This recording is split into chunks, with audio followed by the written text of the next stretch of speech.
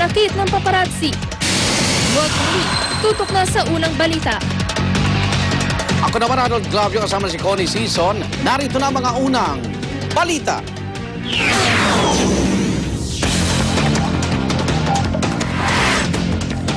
Isang eroplano nag-emergency landing sa isang taniman sa Isabela matapos po magkaroon ng engine failure.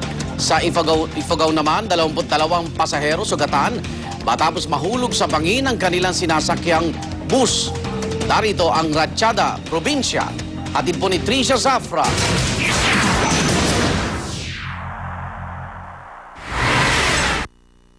Dahil sa mabilis na pagpapatakbo, sa bangin dumiretso ang bus na ito sa Kiyangan, Ifugao. Kwento ng ilang pasahero, patungo sana sila sa Banawe mula Baguio City nang mapansin nilang mabilis ang takbo ng bus. Agad daw nagreklamo ang mga pasahero sa driver na si Milan Alipit. Pero sa halip na bagalan, tila sinadya pa raw nitong bilisan ang pagpapatakbo ng bus hanggang sa sumalpok na nga ito sa isang poste at mahulog sa bangin. Walang nasawi sa insidente, pero 20 pasahero ang nagtamo ng bali sa iba't ibang bahagi ng kanilang katawan. Kasalukuyan ng nakakulong ang driver ng bus. Sugatan ng Sangguniang Kabataan President ng Lawag, Ilocos Norte matapos sumemplang ang sinasakyan nitong motorsiklo.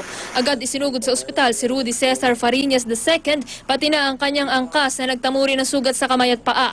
Batay sa inisyal na investigasyon, bigla raw lumiko ang tricycle na sinusundan ng mga biktima kaya bumangga ito. Nag-emergency landing ang isang eroplano sa isang taniman sa Ilagan, Isabela matapos magkaroon ng problema sa makina. Ayon sa mga pulis, ligtas naman ang lahat ng 7 sakay nito, kabilang ang piloto. 2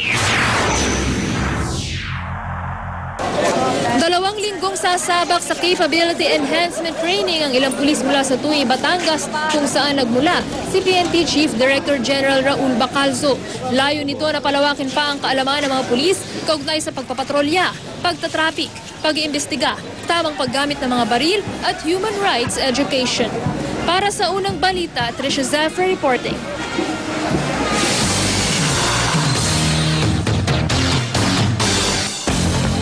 Final report ng Incident Investigation and Review Committee kaugnay po sa naganap na Manila Bus hostage taking, hindi pa na ipapadala sa gobyerno ng China. Hawak pa rin daw ni Paulo Aquino ang 83 pahinang ulat. At kaugnay ng balitang yan, mausap natin si Just Secretary Laila De Lima. Secretary, good morning. Yes, good morning, Igan. Okay, yung mga mambabatas daw na kumikwestiyon kung bakit sa China unang ibibigay yung final report bago rin isa publiko dito sa Pilipinas. Yun po ba yung tamang proseso, Secretary? Wala naman po ako nakikitang Mali. masama doon. Opo. No?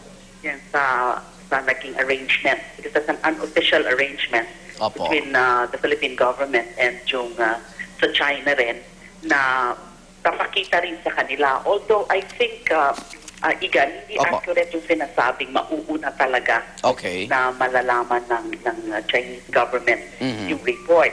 Because I think ang nakikita kong magiging proseso is that isasubmit through the DFA, the Chinese ambassador, yung report, kopya ng report, and Opo. then i-release na rin sa publiko. Okay. We expect the president to give the authority or go signal within today Oo. na i-release nga. So wala naman siguro magkakaroon ng parang substantial gap. Kasi doon sa pagbigay sa Chinese authorities, saka yung sa pag-release sa publiko. Kasi ang alam ko, as of now, as of this very moment, hindi pa nabibigyan yung Chinese government dahil ang alam ko rin, over the weekend, tatapusin ni Presidente Noy yung pagbasa ng report, hindi lang yung 83-page long na text ng report, kundi yung napakadami, napakakapal na volumes of supporting annexes and TSN. Okay. Bago siya tumulak sa Amerika, Secretary, matatapusan niya itong report na ito, nabasahin? Ayan po ang inaasahan namin na magbibigay siya ng go signal na i-release na bago Okay. siya pumunta ng US. No? Yun po ang inaasahan ng committee. Okay. So pagkatapos ng ibigay sa China yung report, ano na po yung inaasang susunod na magaganap pinggil dito sa incidenteng ito, Secretary? Well, yun na nga po, yung i-release din sa publiko. Okay, pero Para, tuloy yung pagsasampa ng mga kaso laban doon sa 12 personalidad.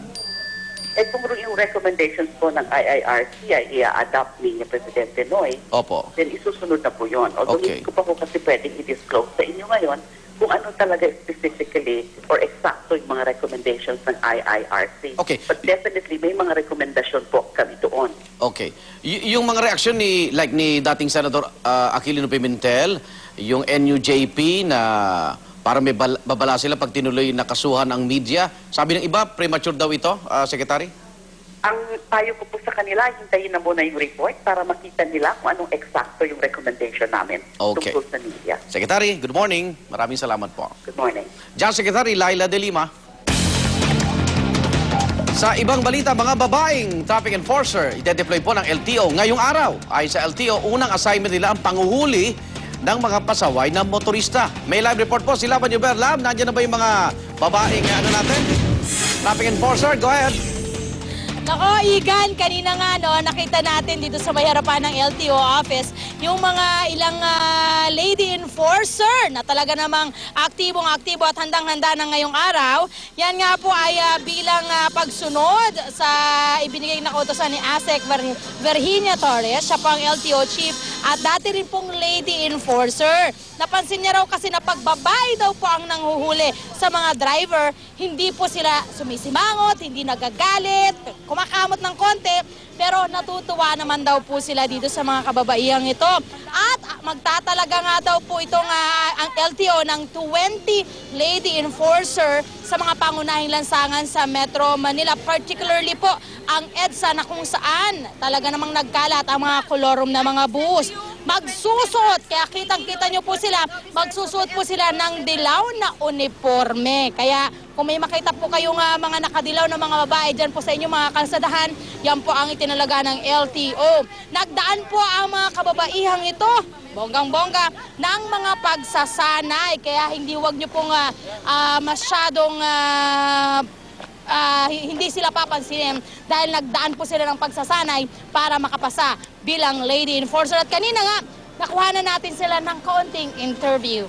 Panoorin nyo to. Kasi pag nilalaki kaysa babae. Babae. Okay yun, para maiba. Para mahiya naman yung mga balasubas sa driver. Mas makabubuti po yun sa atin. Kasi madali pong sumunod yung mga driver doon eh. Iba kasi dating pagbabae. Ayun pala mga kapuso, mga driver pala ang ating na-interview para nga po bigyan sila ng kunin ang kanilang opinyon tungkol sa mga kababaihang itatalaga ngayon sa iba't ibang kakalsadahan sa Metro Manila. At yan po muna ang aking update mula dito sa LTO. Balik sa'yo, Igan. Maraming salamat, Love and Yuver. At kaunay po ng balita nga, makausap natin live sa studio si LTO Chief, Assistant Secretary Virgie Torres. Asek Torres, good morning. Good morning po. Wow, nakadilo. Lalabas din. Magta-traffic din kayo, Asek. Yung lady traffic enforcer po na ide-deploy, saan ho ba galing ito? 20 daw po ito, Asek? 2 po ang central office po. Okay. Sa NCR ay 22. At actually po ay simultaneous launching ng lady enforcers galing sa iba't ibang mga rehiyon.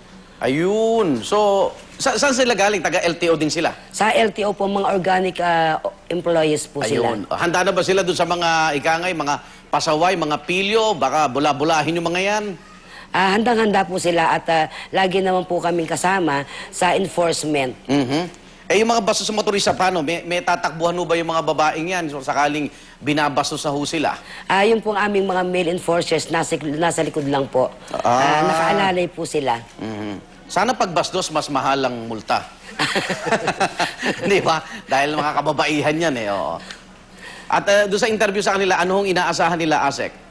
Ang inaasahan po nila ay makatugon sila doon sa aming mga advocacies na reform and change at makita nilang mga drivers and operators to be disciplined one way or the other. And soon, lahat po tayo magiging disciplined men and women.